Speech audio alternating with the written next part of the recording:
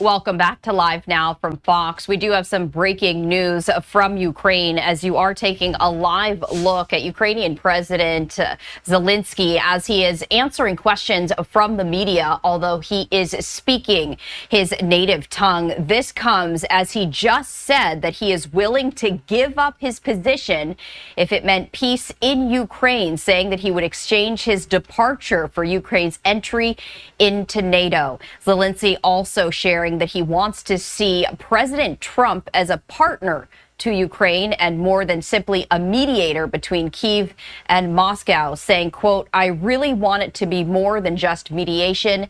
That is not enough." He is answering questions not in English at this forum. This is an annual forum that happens with top government officials and the military. This comes as tomorrow marks 3 years of the war between